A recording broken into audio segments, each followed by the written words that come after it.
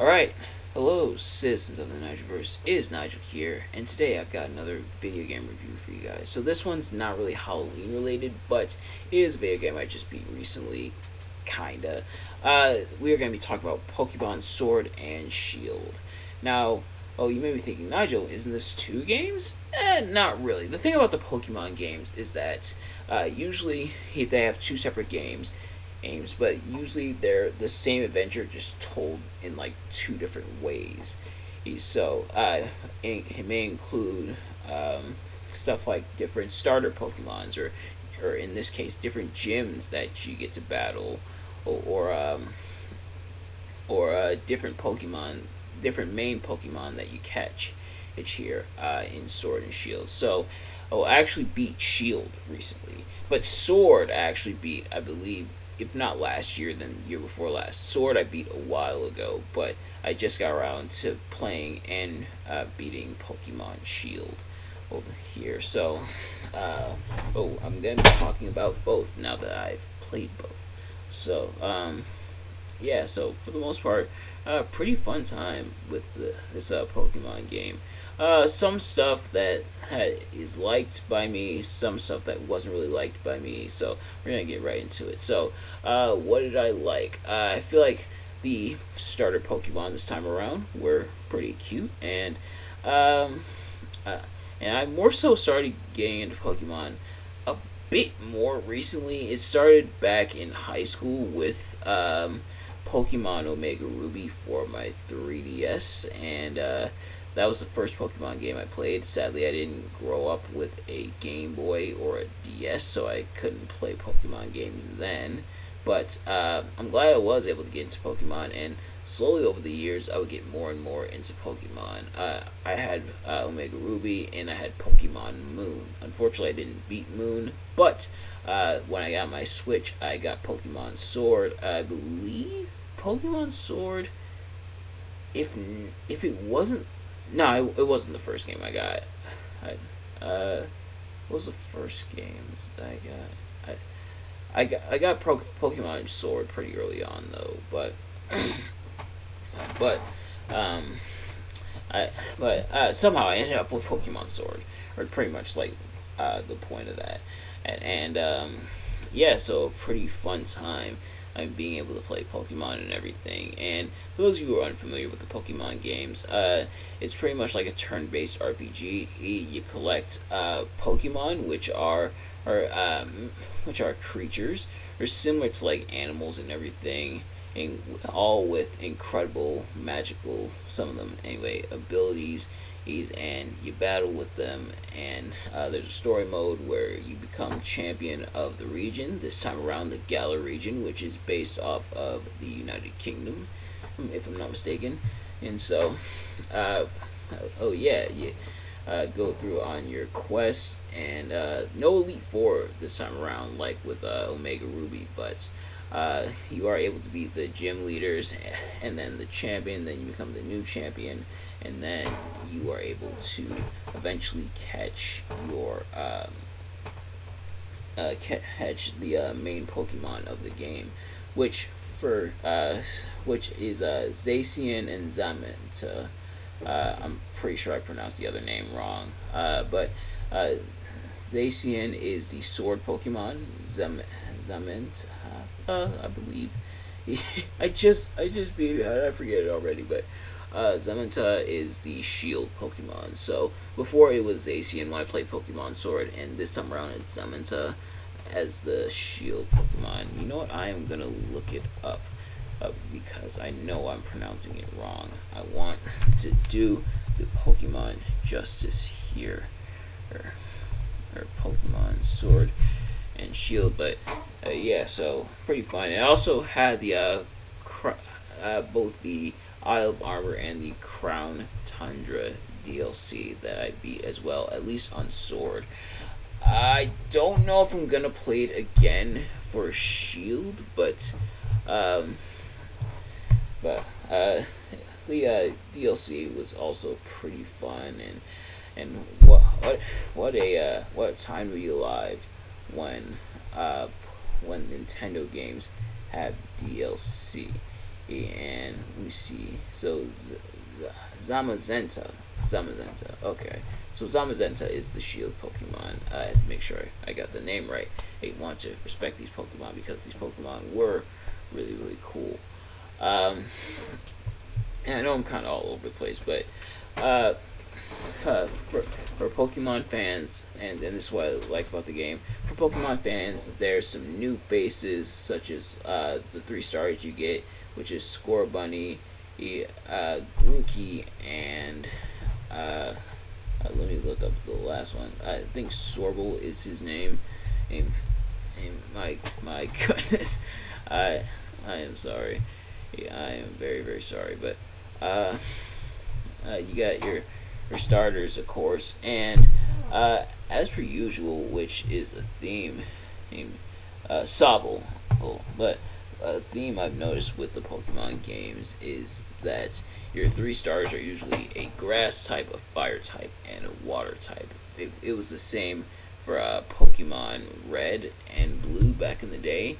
With Charmander, or yeah, Charmander, or uh, jeez, oh boy, oh boy. Hey, oh boy, I'm gonna make a lot of Pokemon fans mad. And I am sorry. I'm very smart, but I'm also very slow sometimes. I'm I want I want the evolved forms. I want the pre-evolved forms. So, oh, we got it's Charmander, Bulbasaur, and Squirtle. Oh, oh, jeez, I'm sorry. I am very very sorry. You know, I'm gonna keep it on because I know I'm gonna need to look up something else from Pokemon here. Still somewhat new to the whole Pokemon thing, but I'm working on it. I'm working on it. But yeah. So, fire, water, or grass type your starters. Actually, in Pokemon Sword, I went with Rillaboom, or I should say Grookey, who evolves into who. And here we go again with the look of I am. Oh my god. This is embarrassing. uh, it pretty much like the final ball form is Rillaboom, but I also had but this time around in Pokemon Shield, I actually went with Scorbunny, who eventually evolved into Cinderace. But but yeah, so those some fun starter Pokemons, and they're pretty cute and everything. You go to different gyms, you fight the gym leaders and everything, and they provide a moderate challenge. And of course, it's kind of a rock paper scissors type of deal where there's a type where if it's like a type that isn't like is kind of like a non-factor, it's usually effective. If it's a type that's weak against your opponent's type, it's not very effective. But then, if your Pokemon type or your Pokemon move type is one that counteracts your opponent's, it's a super effective. If that makes any sense. So, kind of a rock paper scissors approach to things, and of course you can catch Pokemon with the Pokeballs and everything, and this time around, unlike Omega Ruby, which is like my main frame of reference, I should say, because I did not beat Pokemon Moon, I never got around to beating but because you have because I've beaten Omega Ruby, that is like my main frame of reference for this game. And that time around, I actually had to find the Master Ball in Team Magma's like fortress, but this time around it's just handed to me after I become champion of the region. A bit anticlimactic, but I used the Master Ball to catch Zamazanta. Hopefully I said that right. It's where is it? Zamazenta. I used it to catch Zamazenta. And another thing I did to change up from how I played Pokemon Sword was that this time I gave all the Pokemon nicknames and stuff, which was pretty fun and everything. Mostly appropriate for the most part because I kind of try to play it straight. But yeah, so the fact that there's two adventures and you can pretty much choose one or you can choose both. In my case, is pretty cool and. Being able to play both was really cool. You're able to catch Pokemon, you're able to battle Pokemon. There's a new Dynamax feature where the Pokemon become gigantic, which is really nice. But other than that, it's just a really fun time. In terms of what I didn't like about the game, which I was still in the part I liked. I know I'm kind of all over the place right now, but in terms of what I didn't really like as much about the game, it did feel a lot easier than Omega Ruby, which is a lot more friendly to like newer Pokemon players. But for someone like me who played Omega Ruby, which Omega Ruby wasn't like stupid difficult, but it did have a lot of its difficult moments. To see it like kind of dialed back quite a bit this time around was a little bit disappointing. I mean, if you get the Master Ball pretty much just for beating the main story and not like actually finding it, then that definitely takes out quite a bit of the challenge. And the fact that there's no Elite Four this time around does kind of suck, but you do have the gyms and you have the gym badges and everything, which is still a thing. And but yeah, that's about it. So pretty fun time playing Sword and Shield. Scarlet and Violet, I definitely want, but I have a backlog of other Pokemon games to finish. I also have Let's Go Pikachu and Let's Go Eevee, and I also have Brilliant Diamond and Shining Pearl. So I'll have to beat those. I also have to get games like Pokemon Legends Arceus and Pokemon Tournament DX. So a lot of Pokemon on love on the Switch here, but nevertheless, thank you all so much for watching. I hope you enjoyed my kind of all over the place review here. If you did, please do me a favor, like, comment, subscribe, share it with your friends, turn on post notifications so you know every time I upload a video so you can see it as soon as it drops.